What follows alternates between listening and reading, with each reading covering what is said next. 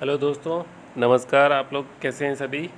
चलिए हम लोग आज जो है शुरू करने वाले हैं। हमारा एक नया टॉपिक है और वो है राजस्थान की नदियाँ। ठीक है, राजस्थान की नदियाँ आप लोगों के हर एग्ज़ाम में आपके लिए बहुत इंपॉर्टेंट होती है, तो हमने सोचा सबसे पहले नदियाँ करवा लेते हैं, है ना। आप जो जो भी चीज़ पढ़ेंगे उसके लिए सबसे पहले आपकी अगर नदियाँ अगर कंप्लीट हो जाएगी तो बाकी चीज़ें जो हैं आपकी बहुत आसानी से क्लियर हो जाएगी। ठीक है, चलिए हम लोग आगे बढ़ते हैं। हम लोग नदियाँ हम लोग शुरू करने से पहले हम लोग जान लेते हैं पहले अफवाह तंत्र जो है हमारे राजस्थान का, वो किस ओर से किस ओर है। देखिए, राजस्थान के दो तरह के अफवाह तंत्र हैं राजस्थान में।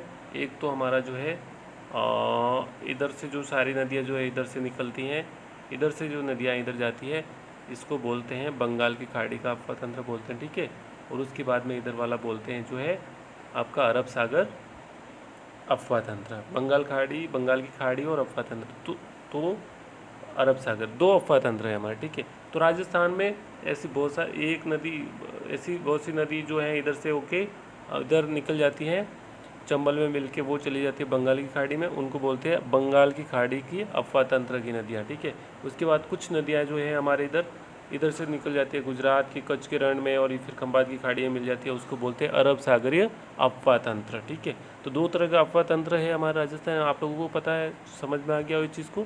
ठीक है, फिर उसके बाद हम लोग जो शुरू करते तो हमें पूरा थोड़ा सा अच्छे से पता हो जाना चाहिए। ठीक है, क्या चीज़ है। तो इधर वाली जो नदियाँ हैं सारी निकल के फिर राजस्थान की कुछ नदियाँ जो इधर से निकल के फिर गंगा, यमुना और गंगा में मिलकर चली जाती है बंगाल की खाड़ी में, इसको बोलते हैं बंगाल की खाड़ी का अफवाह तंत्र। ठीक है, भूलना नहीं है, बंगाल की खाड़ी का अफवाह तंत्र। उसके बाद ये जो है कुछ नदियाँ इधर से निकल के फिर अरब सागर में मिल जाती हैं, तो इसको बोलते हैं अरब सागरीय अफवाह तंत्र। ठीक है, ये अफवाह तंत्र आप लोगों को समझ में आ गया। ठीक है, यहाँ तक कोई दिक्कत भी नहीं होनी चाहिए मेरे ख्याल से, क्योंकि अफवाह तंत्र समझ में आना बहुत ज़रूरी है, तभी हम लोगों को नदियाँ समझ में आएगी। ठीक है, बार बार क्यों आ रहा है ऐसा। तो हम सबसे पहले बंगाल की खाड़ी का अफवाह तंत्र पढ़ेंगे, क्योंकि राजस्थान की बहुत सारी नदियाँ जो हैं आपके बंगाल की खाड़ी में जाती हैं, और कुछ नदियाँ जो हैं अरब सागर में जाती हैं। ज़्यादा नदी जो हैं, छोटी छोटी सारी नदियाँ जो हैं वो बंगाल की खाड़ी में जाती हैं, है ना, सबसे ज़्यादा। तो चलिए हम लोग पहले बंगाल की खाड़ी का अफवाह तंत्र ले लेते हैं, और इसकी सबसे बड़ी जो नदी है वो है हमारी चंबल। सबसे बड़ी बंगाल की खाड़ी की सबसे बड़ी नदी कौन सी है? चंबल। चंबल बहुत इम्पोर्टेंट नदी है फ्रेंड्स, इसको पढ़ना बहुत ज़रूरी है। और इस बाकी की जो जितनी भी सहायक नदियाँ हैं सारी जो हैं बंगाल की खाड़ी में जाने वाली, वो सारी इसकी सहायक नदियाँ हैं। ठीक है, तो पहले हम चंबल को अच्छे से जानेंगे, उसके बाद में इसकी सहायक नदियों के बारे में पढ़ेंगे। ठीक है, चंबल जो है फ्रेंड्स वो निकलती है हमारे यहाँ पे। देखिए, यहाँ पर ये राजस्थान हो गया, ये हमारा राजस्थान हो गया। ठीक है, राजस्थान हो गया, ये एमपी हो गया। अब एमपी में एक जो है पर्वत श्रृंखला है जो आपने पढ़ी होगी, ये है विंध्याचल पर्वत श्रृंखला। कौन सी है? विंध्याचल। विंध्याचल पर्वत श्रृंखला है, इसके दक्षिणी भाग में यहाँ से निकलती है महू नामक जगह से। ठीक है, इंदौर के जहाँपना की पहाड़ी से यहाँ से निकलती है कौन सी? चंबल, महू नामक जगह से। ठीक है, जनापाव की पहाड़ी से। ठीक है, यहाँ से निकलती है नदी सबसे पहले। चंबल कहाँ से निकलती है? मध्य प्रदेश के इंदौर जिले के जनापाव की पहाड़ी से, महू नामक जगह से। ठीक है, याद रखना आप लोग। तो यहाँ से निकलती है और फिर इधर से आके, इधर से आके, इधर से होके, इधर से होके, इधर से होके, इधर से होके, इस तरह से जो है वापस ये यमुना में मिल जाती है, और फिर कहाँ जाती है? बंगाल की खाड़ी में चली जाती है। तो हम लोग शुरू करते हैं, आप लोगों को समझ में आ गया कहाँ से निकलती है? इंदौर की के महू से, जहाँ जनापा की पहाड़ी से निकल के राजस्थान में मिलती है यहाँ पे। तो चलिए हम लोग आपको समझ में आ गया, यहाँ तक मैंने बता दिया आपको निकलती कहाँ से। ठीक है, हम बिल्कुल राजस्थान के पास में ले आए, और जैसे राजस्थान में प्रवेश करती है उससे पहले एक बांध बनाती है यहाँ पर। ठीक है, और वो बांध है, वो है गांधी सागर बांध। कौन सा बांध है? गांधी सागर बांध बनाती है एमपी में, मंदसौर जिला है। ठीक है, यहाँ पर कौन सा जिला है? यहाँ पे मंदसौर जिले में जो है गांधी सागर बांध बनाती है। राजस्थान में प्रवेश करने से पहले क्या बनाती है? गांधी सागर बांध बनाती है। कौन? चंबल। आप लोगों को भूलना नहीं है ये चीज़। ठीक है, गांधी सागर का बांध बनाने के बाद में वो राजस्थान में 84 नामक जगह पर यहाँ पे एंट्री मारती है, राजस्थान में जो है इंटर करती है अंदर से। और वो जगह है राजस्थान के चित्तौड़गढ़ की भैंसरोड तहसील की 84 नामक जगह पर जो है प्रवेश करती है। कहाँ पर, ठीक है। अब हम देखते हैं राजस्थान का मैप, ठीक है। यहाँ पर हम लोग राजस्थान इसको, यहाँ पर फ्रेंड्स इधर से निकलती है ये नदी महू नामक जगह से, और यहाँ पर जो है गांधी सागर बांध बनाती है, ठीक है। और यहाँ पे 84 नामक जगह पर जो है ये मंदसौर जिला है, मंदसौर जिला में गांधी सागर बांध बनाती है। उसके बाद यहाँ पे 84 नामक जगह पर जहाँ पर ये प्रवेश करती है, क्या करती है, प्रवेश करती है, ठीक है।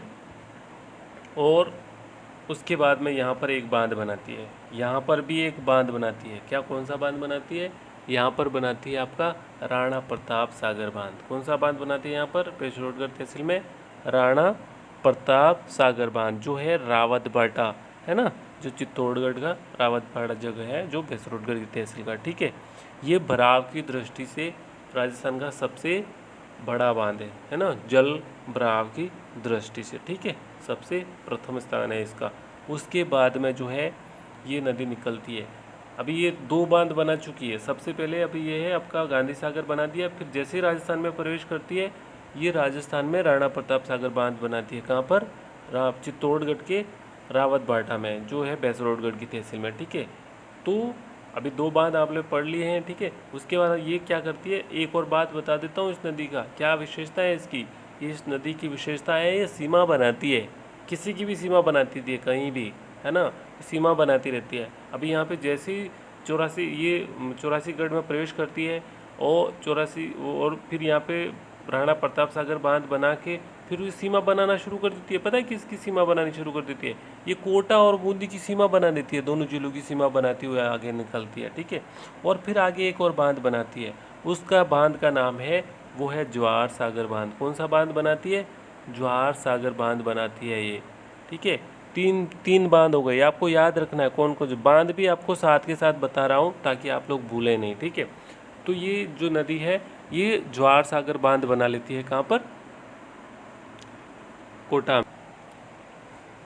हाँ फ्रेंड्स, तो ज्वार सागर जो बांध बना लेती है, उसके बाद में जो है एक और बांध बनाती है और वो है कोटा बैराज, ठीक है। उसके आगे चल के तो एक और बांध बना देती है, कोटा बैराज जिसको बोलते हैं, ठीक है। ओके, तो ये कितने चार बांध बना देती है, 100 किलोमीटर के दायरे में, 100 किलोमीटर के दायरे में इसके कुल कितने बांध हो जाते हैं, 100 किलोमीटर के दायरे में इसके, ये फेमस है, ठीक है, इसके लिए फेमस है, 4 बांध बना लेती है, ठीक है। इसके बाद में इसके कुछ जलप्रपात भी हैं, वो मैं जलप्रपात में एक आपका जो है एक फेमस जलप्रपात है, वो है चूलिया जलप्रपात, ठीक है। चूलिया जलप्रपात ये राजस्थान में प्रवेश करते ही बनाती है, और वो है आपके राजस्थान में चित्तौड़गढ़ की, उसमें चित्तौड़गढ़ की बेसरोडगढ़ की तहसील में है। वहाँ पर बामनी नदी जो है उसका संगम स्थल है, बामनी नदी का संगम स्थल है, वहीं पर जो है चूलिया जलप्रपात बनाती है। उसके बाद में दूसरा जो जलप्रपात बनाती है वो भीमताल। सबसे पहला कौन सा जलप्रपात बनाती है, चूलिया, कहाँ पर है, चूलिया जलप्रपात, वो है चित्तौड़गढ़ में, ठीक है। उसके बाद में कौन सा जलप्रपात बनाती है, चंबल नदी फ्रेंड्स, दूसरे नंबर का है भीमताल। कौन सा है, भीमताल बनाती है दूसरा जलप्रपात भी आप लोगों को पता होना चाहिए, साथ का साथ बताता जा रहा हूँ ताकि आप लोगों को क्लियर हो जाए। छोटे से वीडियो में इस नदी को अच्छे से हम लोग, कोटा बैराज क्यों मिट गया भाई। तो यहाँ पर जैसे जैसे सीमा बनाती हुई निकल जाती है, और यहाँ पे एक कोटा में एक पुल भी बनाती है, जो है ना, जो फेमस पुल है, और उसको कहते हैं हैंगिंग ब्रिज, कोटा का हैंगिंग ब्रिज कहते हैं। वो चंबल नदी पर बना हुआ है, हैंगिंग ब्रिज का जो है तारों से बना हुआ पुल है, ठीक है। ये 1.5 किलोमीटर यानी 1.5 किलोमीटर की लंबाई में बना हुआ है हैंगिंग ब्रिज कोटा का, ठीक है। उसके बाद में एक और पुल बनाती है ये यहाँ पर, लेकिन यहाँ पर देखिए उससे पहले यहाँ पे देखिए जैसे ही उसने कोटा और बूंदी का जो है सीमा समाप्त करती है, ये 2 राज्यों के बीच में सीमा प्रारंभ कर देती है। 2 राज्यों के बीच में कौन कौन से राज्य, इधर आ गया एमपी और इधर आ गया राजस्थान और एमपी के बीच में सीमा बनाना शुरू कर देती है, और वो पूरी सीमा बनाती हुई यहाँ तो पूरी जाती है, पूरी सीमा बनाती हुई जाती है, ठीक है, पूरी सीमा बनाती हुई जाती है। और यहाँ पर जो है धौलपुर के आसपास यहाँ पर एक और बांध बनाती है, यहाँ पर एक पुल बनाती है, और वो पुल है मुरैना जो है NH3 पे, नेशनल हाईवे 3 है, नेशनल हाईवे हम पढ़ेंगे बाद में, यहाँ पे नेशनल हाईवे 3 है नंबर। यहाँ पर जो पुल बनता है ये 150 साल पुराना है, सबसे पुराना जो है पुल है भारत का, ठीक है। भारत के 50 पुराने पुलों में इसका नाम शुमार है, ठीक है। मुरैना का एक पुल है जो चंबल नदी पर, ठीक है। दो फेमस पुल हैं इसके ऊपर, वो बता दिया मैंने। अब ये जो चंबल नदी है फ्रेंड्स, राजस्थान में इस तरह से इसकी बनती है, निकलती है महू से, है ना, एमपी के महू से निकलती है, विंध्याचल की पर्वत से, है ना। उसके बाद में ये राजस्थान में यहाँ बांध बनाती है गांधी सागर, उसके बाद राणा प्रताप सागर, फिर उसके बाद में आपका जवाहर सागर बांध बनाती है, और उसके बाद में ये आपका है कोटा बैराज बनाती है, ठीक है। ये जो है, ये तीनों जो है सिंचाई के लिए फेमस है, इनसे बहुत ज़्यादा सिंचाई की जाती है। और ये एक आपका जो कोटा बैराज है, इनसे बिजली वगैरह भी बनती है, ठीक है। सिंचाई और बिजली दोनों बनती है, लेकिन ये सिर्फ सिंचाई के लिए प्रसिद्ध फेमस है। कोटा बैराज जो है सिर्फ सिंचाई के लिए फेमस है, ठीक है। और जो है चंबल नदी जो है आपकी यूनेस्को की, विश्व की यूनेस्को की धरोहर में शामिल है एकमात्र नदी है, ठीक है। इसमें इसमें जो अभ्यारण्य भी हैं वो राष्ट्रीय चंबल अभ्यारण्य है, उसमें घड़ियाल जो है ना, घड़ियालों की वनस्थली कहा जाता है, ये फेमस है घड़ियालों के लिए, ठीक है। तो चलिए ये सारी बातें जो हैं आपको बता देता हूँ मैं। उसके बाद में ये है एमपी में प्रवेश कर जाती है, ठीक है। एमपी में प्रवेश कर जाती है, मैं आपको वापस बता देता हूँ। यहाँ पर आपका ये जैसे राजस्थान में प्रवेश करती है, कोटा बूंदी की सीमा बनाती हुई, ठीक है। फिर यहाँ पे वापस एमपी की सीमा बनाती हुई वापस जो है कहाँ प्रवेश कर जाती है, ये आपकी यूपी में, उत्तर प्रदेश में पहुँच जाती है। उत्तर प्रदेश में मिल जाती है किस में जाके, इटावा नामक जगह पे जाके जो है, इटावा में जाके वो है चंबल से मिल जाती है ना, सॉरी यमुना से मिल जाती है, जो कहाँ से निकलती है, यमुनोत्री से निकलती हुई जाती है, जो बंगाल की खाड़ी में मिल जाती है। तो यहाँ पर जो है जो यमुना नदी में मिल जाती है। तो चंबल नदी किसकी सहायक नदी है, यमुना नदी की सहायक नदी है। तो यमुना नदी जो है फिर जो है गंगा में मिल जाती है, और फिर वो जो है गंगा उसको लेके कहाँ चली जाती है, बंगाल की खाड़ी में। इस तरह से ये बंगाल की खाड़ी का अपवा तंत्र कहलाता है, ठीक है। तो आप देखिए चंबल नदी कहाँ से निकलती है और कैसे चली जाती है, ठीक है। मैं आपको एक बार फिर से बता देता हूँ फ्रेंड्स, है ना, आप लोगों को कन्फ्यूज़ नहीं होना है। इंडिया के मैप में और राजस्थान के मैप में दोनों में बता देता हूँ, तो कन्फ्यूज़ होने वाली कोई बात ही नहीं है। देखिए यहाँ से मऊ से निकलती है, और यहाँ पे 84 के निकट यहाँ पे गांधी सागर बांध बना के एमपी मध्य मंदसौर में, फिर यहाँ पे राणा प्रताप सागर बांध बना के, है ना, जवाहर सागर कोटा बैराज बनाते हुए यहाँ सीमा बनाती हुई राजस्थान मध्य प्रदेश की सीमा बनाती हुई उत्तर प्रदेश में प्रवेश करती है, और यहाँ पे इटावा में जाके यमुना में मिल जाती है, और यमुना फिर जाके गंगा में मिल जाती है, और गंगा जो है ले जाके इसको कहाँ ले जाती है, बंगाली खाड़ी में ले जाके मिला देती है। तो अच्छा आपको पता चल गया चंबल नदी, इसकी कुछ विशेषताएं बता देता हूँ मैं, ठीक है। चंबल नदी जो है इसकी टोटल लंबाई है 966 किलोमीटर। टोटल लंबाई कितनी है इसकी, 966 किलोमीटर है फ्रेंड्स। और राजस्थान में बहती है कितना, राजस्थान में आपकी बहती है 35 किलोमीटर, सिर्फ 135 किलोमीटर राजस्थान में बहती है। राजस्थान में कितनी बहती है ये, यहाँ से 84 से यहाँ पर सवाई माधोपुर तक ये सिर्फ 135 किलोमीटर बहती है। उसके बाद में राजस्थान और मध्य प्रदेश की सीमा बनाती है 241 किलोमीटर। राजस्थान और मध्य प्रदेश की सीमा कितनी बनाती है ये, 241 किलोमीटर बनाती है ना। राजस्थान और मध्य प्रदेश की यहाँ पे सीमा बनाती है कितनी, 241 किलोमीटर सीमा बनाती है, ठीक है। उसके बाद में एमपी और यूपी की भी सीमा बनाती है ये। आगे देखिए यहाँ पर जो है जैसे निकलते हैं, यहाँ पर एमपी और यूपी की भी सीमा बनाती है, यहाँ पर है ना, यहाँ पर वो है आपकी 150 किलोमीटर, 150 किलोमीटर जो है एमपी और यूपी की सीमा बनाती है। और यूपी में इसकी जो लंबाई है, यूपी में सीमा बनाने के बाद जैसे प्रवेश करती है, उसके बाद 115 किलोमीटर और बहती है, उसके बाद में जो है यमुना में मिल जाती है। इस तरह से जो है इसका जो टोटल को है वो 966 किलोमीटर, 966 किलोमीटर जो है लंबाई है यमुना की, ठीक है। और इसकी जल ग्रहण क्षमता जो है वो है 1,44,591 वर्ग मीटर, ठीक है, वर्ग किलोमीटर। इस तरह से जो है इसकी है ना, इसकी विशेषता है। और आप लोग इसको बहुत अच्छे से सीखे होंगे और नोट्स बना लीजिए, ठीक है। चलिए बहुत बढ़िया, आपको जो है चंबल नदी समझ में आई होगी। आई होप आप लोग नोट्स बनाने और अच्छे से समझ जाएं, ठीक है।